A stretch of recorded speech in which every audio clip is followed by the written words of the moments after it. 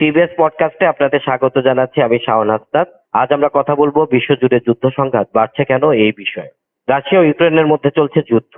এর মধ্যে শুরু হয়েছে ইরান ও যুক্তরাষ্ট্রের যুদ্ধ, এবং সেই যুদ্ধের মধ্যেই নতুন করে সংঘাতে জড়িয়েছে পাকিস্তান ও আফগানিস্তান।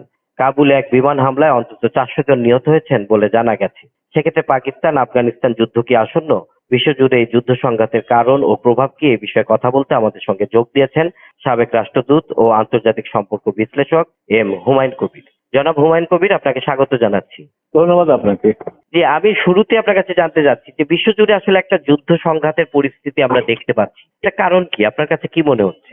অনেকগুলো কারণ আছে, তার মধ্যে কয়েকটা কারণ বলি। একটা হচ্ছে যে আগে ধরেন যুদ্ধটাকে যেভাবে দেখা হতো, এখন সেটাকে আবার যুদ্ধ সম্পর্কে মানুষের ধারণাগত পরিবর্তন হয়েছে। তার কারণ হলো দ্বিতীয় বিশ্বযুদ্ধের পর থেকে পৃথিবীতে যে কাঠামোটা তৈরি হয়েছিল, সেখানে দ্বিতীয় বিশ্বযুদ্ধের ধ্বংসের পরে সারা পৃথিবীর মানুষ, বিশেষ করে পাশ্চাত্য জগতের নেতৃত্বেও বর্তমান বা এই যুদ্ধ কাঠামোটা তৈরি হয়েছিল, তখন এটা শান্তি অন্বেষণের একটা প্রয়াস ছিল যে আমরা সকলে মিলেই বিশ্বটাকে শান্তিপূর্ণ একটা জায়গায় নিয়ে যাব, এবং যেটা জাতিসংঘের চার্টারও বলা হয়েছিল, সেটা হচ্ছে saving the world from the scourge of war, অর্থাৎ যুদ্ধের এই বিভীষিকা থেকে মানুষকে বের করে নিয়ে এসে একটা শান্তিপূর্ণ বিশ্বের দিকে যাওয়া, সেই প্রত্যয়ের ভিত্তিতে কিন্তু বৈশ্বিক কাঠামোটা তৈরি হয়েছিল।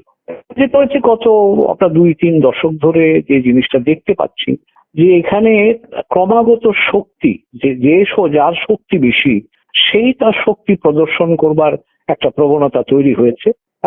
সেটা আপনি 2003 সালের ইরাক যুদ্ধ যদি বলেন, তারপরে আমরা বিভিন্ন সময়তে দেখেছি, সাম্প্রতিককালে গাজার যুদ্ধ দেখেছি, বর্তমানে আমরা ইরান, ইসরায়েল এবং মার্কিন যুক্তরাষ্ট্রের যুদ্ধটা দেখছি।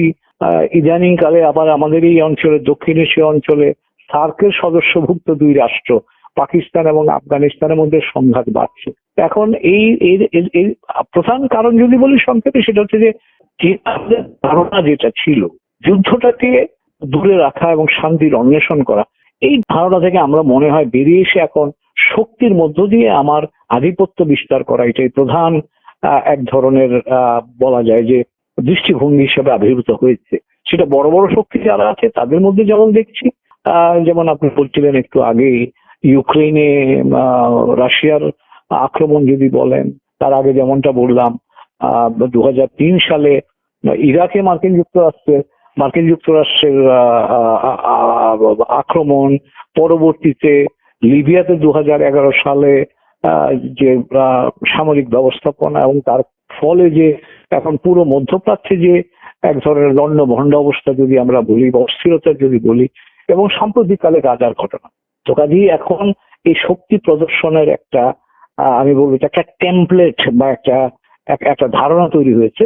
এবং মধ্যপ্রাচ্যে বিশেষ করে যেটা আমরা দেখছি, যে ইসরায়েল প্যালেস্তানিদের সাথে পাশাপাশি থাকবার জন্য 1992 সালে 2 রাষ্ট্রের যে তত্ত্ব বা 2 রাষ্ট্রের যে ধারণায় তারা এক সময়তে স্বীকৃত হয়েছিল প্যালেস্টাইনিদের স্বাধিকার বা স্বাধীনতার জন্য, সেখান থেকে তারা বেরিয়ে গিয়ে এখন প্রাইম মিনিস্টার নেতানিয়াহু বেসিক্যালি উনি এখন শক্তি প্রয়োগের মাধ্যমে পুরো মধ্যপ্রাচ্যে তার আধিপত্য বিস্তারের সচেষ্ট আছেন।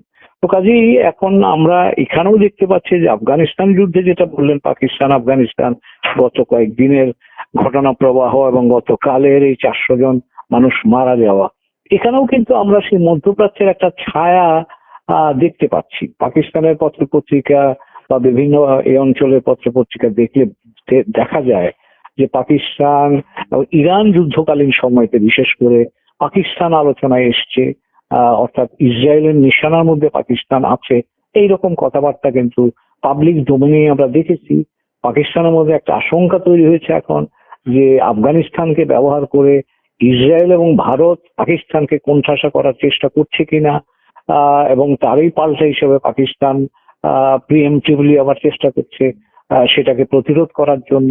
আমরা মোটা দাগে বলবো যে এই এলাকায় সব বিশেষ করে এই অঞ্চল, আমাদের এশীয় অঞ্চলে যুদ্ধের একটা বাতাবরণ বা যুদ্ধের সংক্রমণ যদি বলি, সেটা কিন্তু দেখা যাচ্ছে। এটা অস্বস্তির কারণ, আশঙ্কার কারণ।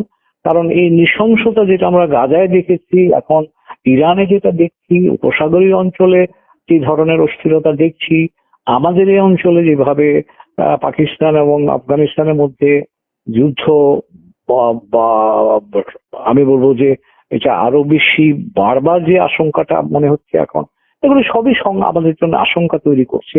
এবং আমাদের চারপাশে আমরা তার থেকে খানিকটা দূরে থাকলেও এই ধরনের অস্থিরতা কিন্তু আমাদের স্পর্শ করে, সেটা মনোজগতে করে, মানুষের চিন্তার মধ্যে এটা নেতিবাচক ভাবে প্রভাব বিস্তার করে।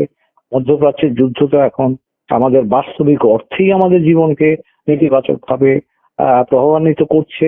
আমরা তেলের সাপ্লাই, গ্যাসের সাপ্লাই, ফার্টিলাইজার সাপ্লাই, আমাদের মানুষ যারা ওখানে কয়েক মিলিয়ন বাংলাদেশি আছেন তাদের নিরাপত্তা, বাংলাদেশের রেমিটেন্সের উপরে নেতিবাচক প্রভাব, এগুলো সবগুলো নিয়েই বাংলাদেশেও আমরা খুব প্যারেশানের মধ্যে আছি। এবং যদি এই ধরনের অস্থিরতা চলতে থাকে তাহলে এটা শুধু বাংলাদেশ না, সারা বিশ্বব্যাপী এর প্রভাব কিন্তু পড়তে থাকবে। এবং এটা আমরা যেহেতু অপেক্ষাকৃত কম শক্তিশালী অর্থনীতির দেশ, আমাদের জন্য সে তার অভিঘাতটা গভীর হওয়ার আশঙ্কা আছে। একটা বিষয় যদি আপনার কাছে একটু জানতে চাই, ইরান যুক্তরাষ্ট্র যুদ্ধের গতি প্রক্রিয়াকে আপনি কোন দিকে দেখছেন এখন?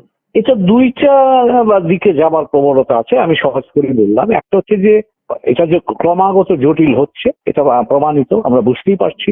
এবং এই জটিলতার প্রেক্ষাপটে যদি বিভিন্ন কারণে প্রেসিডেন্ট ট্রাম্প মনে করেন যে এটা তার পক্ষে সামনের দিকে এগিয়ে যাওয়াটা বুদ্ধিমানের কাজ হবে না, তাহলে তিনি এখান থেকে তিনি জয়ী হয়েছেন এরকম একটা ঘোষণা দিয়ে এখান থেকে যুদ্ধ থেকে বেরিয়ে যেতে পারেন। তাহলে জানমালের অনেক ক্ষতির পরেও আর ক্ষতি হওয়ার হয়তো আশঙ্কাটা থাকবে না। এটা একটা। কিন্তু এটার সাথে সাথে যেটা আমরা লক্ষ্য করছি, আজকে দেখলাম যে মার্কিন অ্যামফিবিয়াস শিপ যাচ্ছে, এক্সপিডিশনারি আমেরিকান ট্রুপস রেডি হচ্ছে। এখন যদি সেটাকে প্রেসিডেন্ট ট্রাম্প এটাকে বাড়াতে চান বা ইসরায়েলের এটাকে বাড়াতে চায়, তাহলে হয়তো খার্গ আইল্যান্ড যেটা ইরানের তেল টার্মিনাল আছে সেটা দখল করবার জন্য তারা সচেষ্ট হতে পারেন।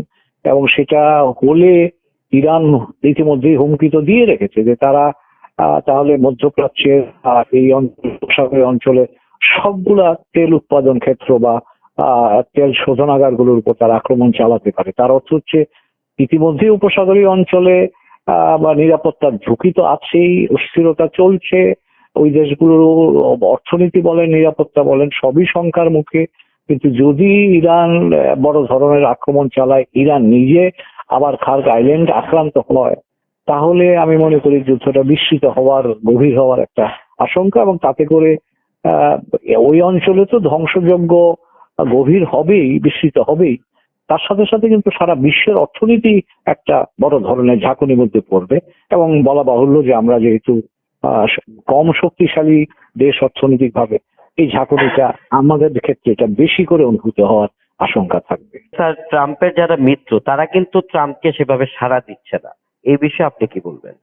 এটা একটা আমাদের এখনকার বাস্তবতা। এটা আরেকটা জিনিস, নতুন জিনিস আমরা বুঝতে পারলাম, সেটা হচ্ছে যে এখানে দুটো জিনিস উল্লেখ করি। একটা হচ্ছে প্রেসিডেন্ট ট্রাম্প তার দেশের অভ্যন্তরেও কিন্তু এর জন্য খুব বেশি বড় ধরনের সমর্থন পাচ্ছেন সেটা মনে হচ্ছে না। অর্থাৎ অভ্যন্তরীণ রাজনৈতিক ভাবেও তিনি এই যুদ্ধের পক্ষে সমর্থন পাচ্ছেন না, সেটা জনগণ যদি বলেন, তার রাজনৈতিক প্রতিপক্ষ বলেন, সব দিকেই।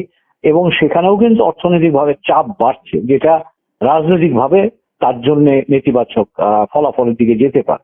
এবং একই সাথে সাথে আমরা নেটোর বন্ধুরা যারা আছেন, যারা দ্বিতীয় বিশ্বযুদ্ধের পর থেকেই মার্কিন যুক্তরাষ্ট্রের আমি বলবো যে নিবিড় বন্ধু, তারাও কিন্তু এই হরমুজ প্রণালী খোলা রাখবার জন্য প্রেসিডেন্ট ট্রাম্পের অনুরোধের প্রতি কিন্তু তারা সাড়া দেননি।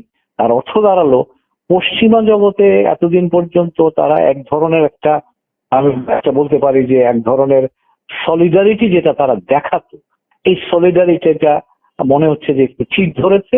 এবং প্রেসিডেন্ট ট্রাম্প ব্যক্তিগতভাবে তার এই উদ্যোগগুলোতে অন্যান্য যে শক্তিরা তার সহযোগীরা আছেন তারা কিন্তু মনে করছেন না এই প্রেসিডেন্ট ট্রাম্পের এই যুদ্ধটা সঠিক, এবং সেই কারণে তারা তাতে যোগ দিতেও আগ্রহী নয়। এর মধ্য দিয়ে মার্কিন যুক্তরাষ্ট্র এবং ইউরোপের মধ্যে একটা বড় ধরনের, ইউরোপ এবং জাপানও এইদিকে আছে, এদিকে দক্ষিণ কোরিয়া আছে, তাদেরকে তিনি অনুরোধ করেছিলেন, এমনকি চীনকেও অনুরোধ করেছিলেন। তার অর্থ দাঁড়াচ্ছে যে যারাই মার্কিন যুক্তরাষ্ট্রের হয় মিত্র নয় পার্টনার, তারা কেউই কিন্তু ট্রাম্পের এই যুদ্ধের সময় থাকছেন না। এর মধ্য দিয়ে ট্রাম্পের এই যুদ্ধটার নৈতিক অবস্থানটা যে কত বড় দুর্বল তার একটা প্রকাশ যেমন আমরা দেখলাম, একইভাবে আমার মনে হয় যে আগামী দিনে যুদ্ধ চালিয়ে যাওয়ার জন্য যে ধরনের আন্তর্জাতিক সহযোগিতার প্রয়োজন, সেই জায়গাটা কিন্তু তিনি একা হয়ে পড়েছেন বলে আমার কাছে মনে হয়।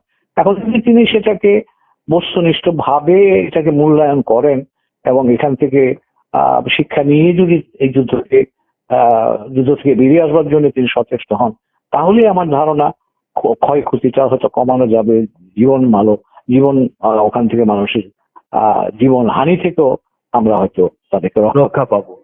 স্যার, একটা শেষ বিষয় যদি জানতে চাই আপনাকে, আমাদের খুব প্রতিবেশী আর কি, আমাদের খুব কাছেই যে দক্ষিণ এশিয়ার যে দুই দেশ আফগানিস্তান এবং পাকিস্তান, তাদের মধ্যে ছোটখাটো সংঘাত আমরা দেখছিলাম, কিন্তু সেটা কি এখন বড় ধরনের যুদ্ধের রূপ নিতে যাচ্ছে? আমার সেটা মনে হয় না, কারণ পাকিস্তানের একটা আশঙ্কা আছে যে আফগানিস্তানকে ব্যবহার করছে অন্য তৃতীয় পক্ষ। কিন্তু আমার যেটা ধারণা যে একটা সর্বাত্মক পাকিস্তান আফগানিস্তান যুদ্ধ হবে এটা আমি মনে করছি না, কিন্তু এই ধরনের পাল্টা আক্রমণ হয়তো চলতে থাকবে।